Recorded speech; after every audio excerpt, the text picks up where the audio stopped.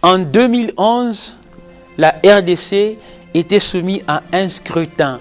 On a vu tout le monde aller au vote.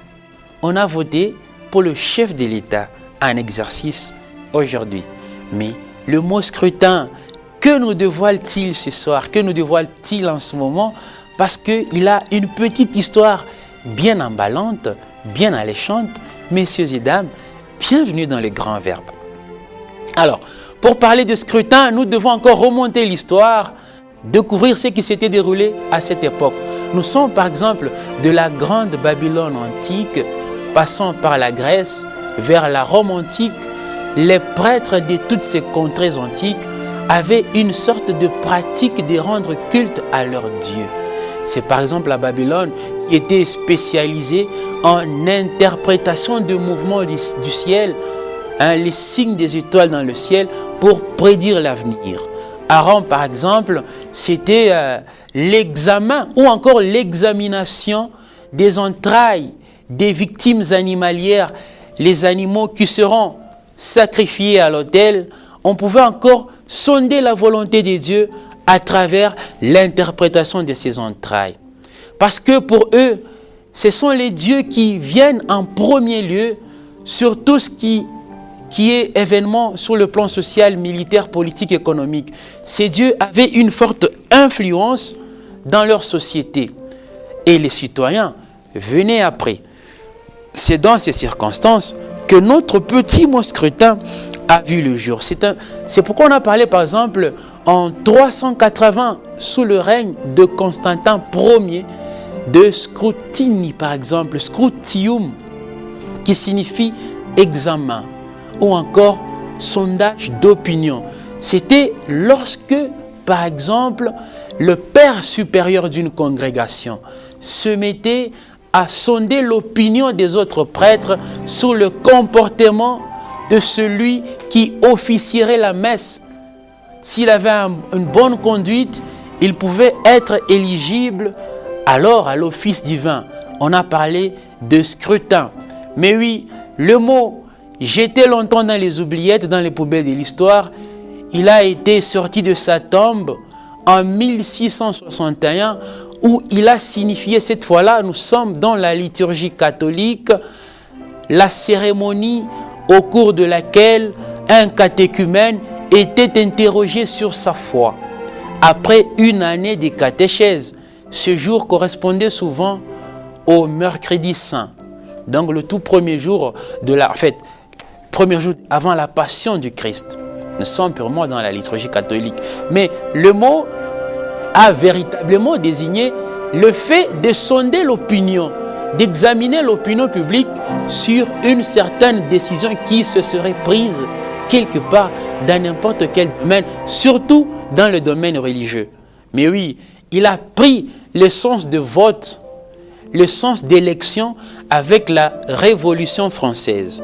Bien entendu avec d'autres mots comme élection, comme scrutin également. C'est dans ce sens qu'on l'a pu employer dans ce sens-là. Mais le droit constitutionnel nous réserve 4 grands modes de scrutin que je m'en vais vous citer tout à l'heure. Le premier mode de scrutin, c'est par exemple les scrutins uninominal, où il n'y a qu'un seul siège à pourvoir et l'électeur est tenu de voter pour un seul candidat.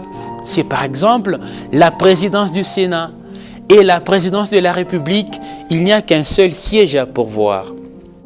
Alors, l'article 71 de notre Constitution prévoit un seul scrutin à un seul tour. Celui qui a le plus de voix passe chef de l'État. Que voulez-vous? C'est la Constitution qu'on appelle la loi fondamentale. Le deuxième mode de scrutin, c'est le scrutin plurinominal, qui est le mode contraire au premier. C'est-à-dire, les candidats sont représentés en liste. C'est pourquoi on l'appelle aussi scrutin de liste. Ils sont représentés en liste de leur parti politique sur le bulletin de vote. Ainsi, l'électeur vient voter pour l'ensemble de ces candidats. On peut par exemple parler des assemblées provinciales ou encore l'Assemblée nationale où il y a 500 sièges à pourvoir. Bien, avec les 8000 candidats, vous voyez que le choix n'est pas facile. Hein. Comme dit ce proverbe latin, molti sunt vocati, pauciuero electi. Il y a beaucoup d'appelés, mais peu seront élus. Voilà pourquoi parmi les 8000 candidats, 500 seulement avaient été élus députés nationaux.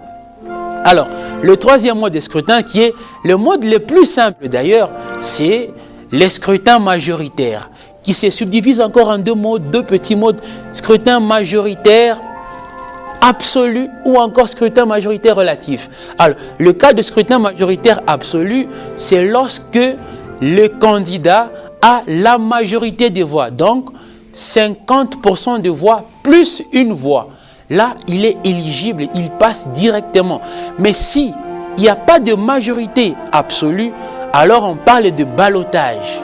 Ainsi, le second tour est organisé, où dans ce second tour, on va parler cette fois-là d'élimination carrément de ceux qui ont la minorité des voix. Et celui qui a relativement le plus grand nombre de voix passe chef de l'État.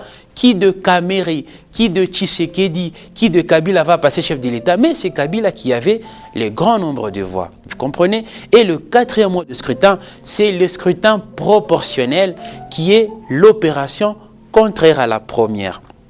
Mais oui, quelques dérivés que l'on peut retrouver dans ce langage constitutionnel et électoral.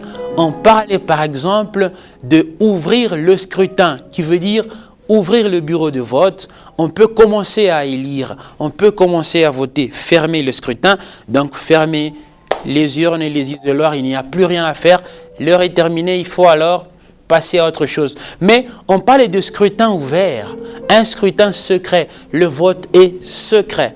Mais oui, le verbe scruter, qui signifie examiner, sonder, chercher.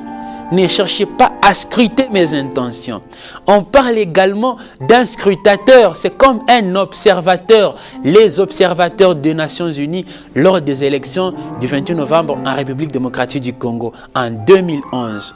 Mais je crois, très prochainement, nous aurons encore élection dans ce pays lors du prochain scrutin. Chers téléspectateurs, voter utile, tâchez d'y penser.